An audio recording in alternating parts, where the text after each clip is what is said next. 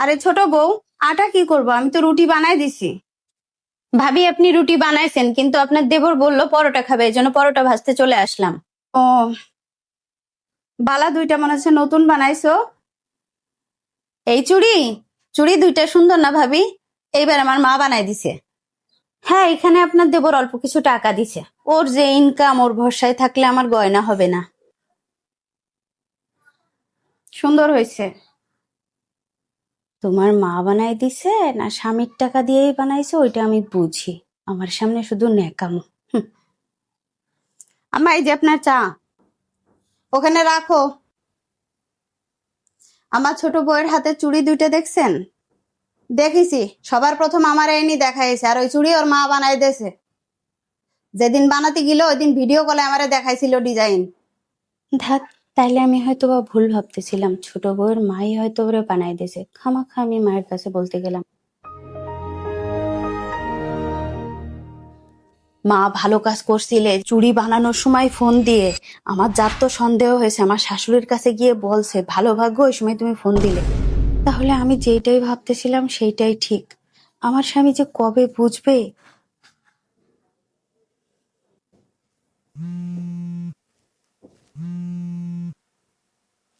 Hello. এই শোনো, আলমারির মধ্যে 1,00,000 টাকা রেখে আসছি, ওইটা আমার বোন যখন যায় ওকে দিও। আবার কিসের টাকা? তোমাকে দিতে বলছি দিবা, এত প্রশ্ন করো কেন? তাই তো, তোমার টাকা তুমি তোমার মাকে দিবা, তোমার ভাইকে দিবা, তোমার বোনকে দিবা, তোমার ইচ্ছা মতো তুমি সংসারের পিছনে খরচ করবা, তাতে আমার কি? আমি বলার কে? আরে বাবা, ছোট বোনের হাজবেন্ড বিপদে পড়ছে তাই দিচ্ছি। শোনো, আমি তোমাকে কখনো দিতে নিষেধ করি না। তোমার আরো একটা ভাই আছে তো, সে তো দিব্যি ইনকাম করতেছে, তার বউ গহনা গাঠি বানাচ্ছে। তুমি কি করতেছো? তুমি না বিপদে না পড়া পর্যন্ত বুঝবে না। তুমি সবার পিছনে সবকিছু করতেছো, কিন্তু যখন তুমি বিপদে পড়বে তোমার পাশে কেউ থাকবে না, আর তখন ভুগবে তোমার বউ বাচ্চা। আরে তুমি এত চিন্তা করছো কেন?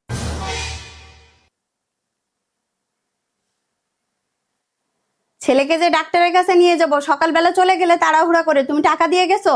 তুমি টাকা পাঠাও বিকাশে। আরে একদম খেয়াল নেই, মা টাকা চাইছিল সকালে, মারে দিয়ে দিছে, এখন তো নেই। তোমার এটাও খেয়াল নেই যে তোমার ছেলেকে ডাক্তারের কাছে নিতে হবে? আচ্ছা, কালকে নিয়ে গেলেও সমস্যা না, কালকে নিয়ে যাই বাবুকে।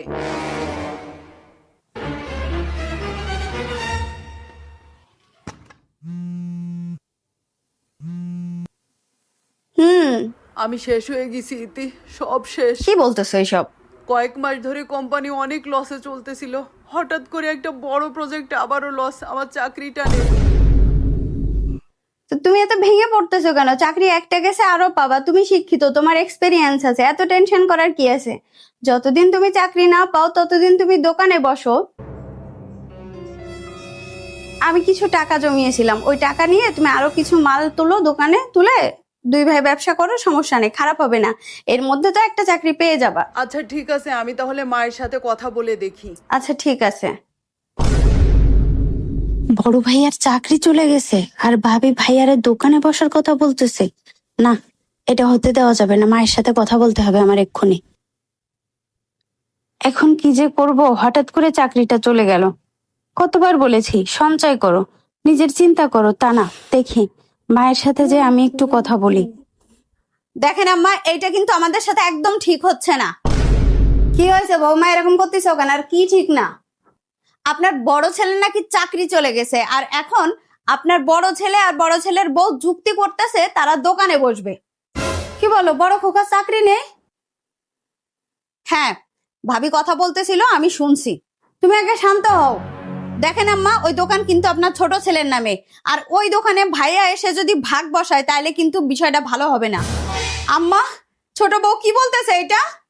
দোকান ছোট ভাইয়ের নামে মানে? হ্যাঁ, ঠিকই শুনছেন, ওই দোকান আমার স্বামীর নামে। হ্যাঁ, ছোট খোকার নামেই নিছি, বড় খোকা তো বিপদে। দেখেন আম্মা, ওই দোকানে ভাইয়া যাবে না, আমার একদম সাফ কথা। আম্মা, দোকান নেওয়ার সময় আপনার বড় ছেলে অর্ধেকের বেশি টাকা দিয়েছিল, আর কথা ছিল যে দুই ভাইয়ের নামে দোকান হবে। বড় বৌমা, আমি তো অস্বীকার করছি না, বড় খোকা সব থেকে বেশি টাকা দেছে ওই দোকান নেওয়ার সময়, আর আমি বলেছিলাম যে দুই ভাইয়ের নামে নেব। তো তুমি তো জানো ছোট খোকা কিরকম, ছোট খোকা টাকা পয়সা রাখতে পারে না, লেখাপড়াটাও শিখলে না, টাকা পয়সা নষ্ট করলে। এই জন্য চিন্তা করলাম বড় খোকা তো পড়াশোনা জানে, সে চাকরি করে, যে কোনো একটা উপায় করে নিবে। এই জন্য ছোট খোকার নামে দোকানটা করে দিছি। আম্মা, আপনি এরকম একটা কাজ করতে পারলেন? আপনার বড় ছেলে এই সংসারের পিছনে কত কিছু করছে, সবার জন্য করছে। আচ্ছা ভাইয়া কি করছে এরকম শুনি? সংসারের একটু খরচ দেয় বলে আপনি এরকম বড় বড় কথা বলবেন? চুপ করো ছোট বউ, যেটা জানো না সেটা নিয়ে কোনো কথা বলবা না। তুমি আসছো তো কিছুদিন হলো, আর কি জানো তুমি? ছোট ভাইয়েরা পড়াশোনা করানোর জন্য অনেক চেষ্টা করছে, ছোট ভাইয়া অনেক টাকা পয়সা নষ্ট করছে। দেখেন আম্মা, ওই দোকানে ভাইয়া যাবে না। আমি এত শত বুঝি না, তারা যেভাবে পারে সংসার চালাবে, ওই দোকানে ভাইয়া যাবে না। আর আমরা আলাদা হয়ে যাব, আমরা এইভাবে থাকবো না, আমরা আলাদা খাবো। দরকার পড়লে আমরা এই বাসা ছেড়ে অন্য বাসায় যেয়ে থাকবো, ভাড়া বাসায় থাকবো।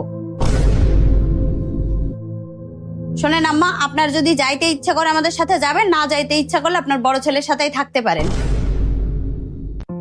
কিছু বলার নেই মার, আমাদের কপালে যা থাকবে তাই হবে। আর কিছু মানুষ তো থাকেই নেমো খারাপ। দেখছেন আম্মা কি বলে গেল, আপনি কিচ্ছু বলবেন না? কি বলবো, ঠিকই তো বলেছে ও। এই পরিবারের জন্য বড় খোকা কম করিনি।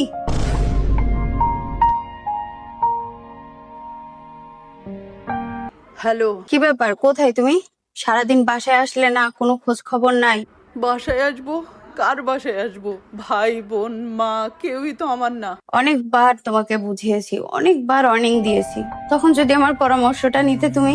ঠিক বলছো, তোমার পরামর্শ নিয়ে চলতাম যদি, তাহলে আজকে আমার এমন হতো না। বাদ দাও, সবাইকে বিশ্বাস করছো, বিশ্বাস করে ঠকছো।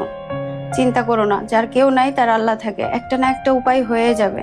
আগে বাসায় আসো।